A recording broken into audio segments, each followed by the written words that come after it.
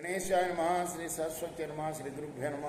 భక్తులారా, రామాయణంలో విశేషాలు చెప్పుకున్నాం. ఇందులో భాగంగా నిన్నటి వరకు మనం 32 భాగాలుగా బాలకాండం చెప్పుకున్నాం. ఈరోజు 33వ భాగాన్ని చెప్పుకునే ముందు వాల్మీకి మనిషిని ప్రార్థన చేసుకుందాం. పూజంతన్ రామ రామేతి మధురం మధురాక్షరం ఆరుహ్య కవితాశాఖాం వందే వాల్మీకి కోకిలం. आंजनेय महाराज की जय.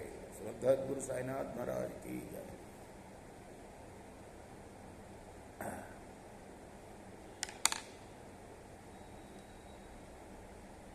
महाशक्ति गल कामरूपधारुलैन కోతులు ఏం చెప్పారు ఇక్కడ? శతం శత సహస్రాణి అంటే కోటి మంది. ఆయనకి ఎవరికి? రాముడికి సహాయంగా పుట్టాలి అని బ్రహ్మగారు చెప్తున్నారు. ఇదంతా కదా,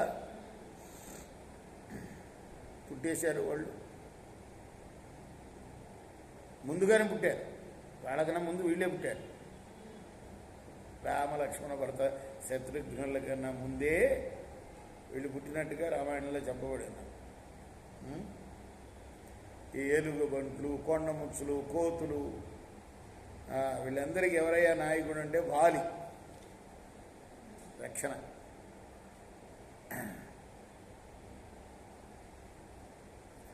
మనం గర్భం దాల్చారనే చెప్పుకున్నాం. యజ్ఞంలో పాయసం సేవించి గర్భం దాల్చారు. ఇక సంవత్సరం గడిచింది, 6 ఋతువులు అయిపోయాయి. ఈ లోపల యజ్ఞం కాగానే యజ్ఞ దీక్షకు సంబంధించినవన్నీ కూడా పూర్తి అయిపోయాయి. వారి వారి అర్హతలు తగినట్లుగా వచ్చిన రాజులందరినీ సత్కరించాడు, అయిపోయింది. తన పురంలో ప్రవేశించాడు.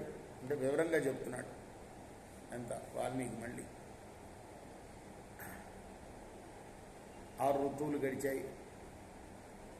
కౌసల్య మహా తేజస్ సంపన్నుడైన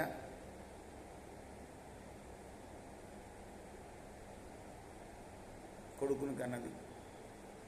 తర్వాత కైకేయి కన్నది భరతుడు. అదే రాముడు అని ఇంకా పేరు పెట్టల, కన్నది అని చెప్పాడు. మళ్ళీ లైన్ తప్పుతుంది కదా. అలానే విష్ణువు యొక్క 4వ 8వ అంశాలతో లక్ష్మణ శత్రుఘ్నులు పుట్టారు. ఎవరికి? సుమిత్రకి. ముందు రాముడు పుట్టాడు. అంటే రాముడు అని రాముడు కాదు, ముందు కౌసల్య పుత్రుడు పుట్టాడు. తర్వాత ఎవరికి పుత్రుడు పుట్టాడు? కైకేయి పుత్రుడు పుట్టాడు. ఆ తర్వాత సుమిత్రకి 2 పుత్రులు పుట్టారు.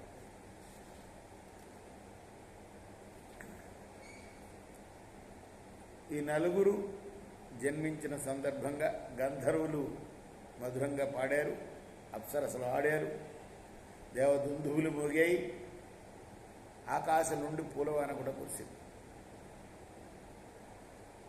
ఇవన్నీ శుభసూచికాలు అయోధ్యరాజుకి, దశరథ మహారాజు. ఇక ఇంటింటా ఉత్సవాలు చేశారు అయోధ్యలో.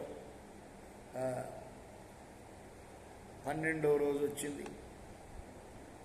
ఆ రోజున పేర్లు పెట్టారు. జ్యేష్ఠుడికి, పెద్దవాడికి రాముడని, తర్వాత వాడికి భరతుడని, తర్వాత వాళ్ళకి ఆ 2 సుమిత్ర కుమారుడు లక్ష్మణ శత్రుఘ్నులని పేర్లు పెట్టారు. ముందుగా పట్టణంలో ఉన్న బ్రాహ్మణులందరికీ మృష్టాన్న భోజనం, తృప్తిగా భోజనం పెట్టాడు దశరథ మహారాజు.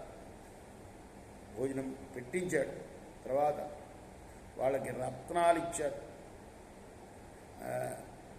జాతకర్మ, అన్నప్రాసన, చౌల, ఉపనయనాది ఒక్క శ్లోకంలోనే చెప్పారు స్వామి. అయిపోయినాయి. ఎక్కడ దాకా వచ్చేసాం? అప్పుడే ఉపనయనం కూడా అయిపోయింది. పుట్టడం, పేరు పెట్టడం, ఉపనయనం అయిపోయింది.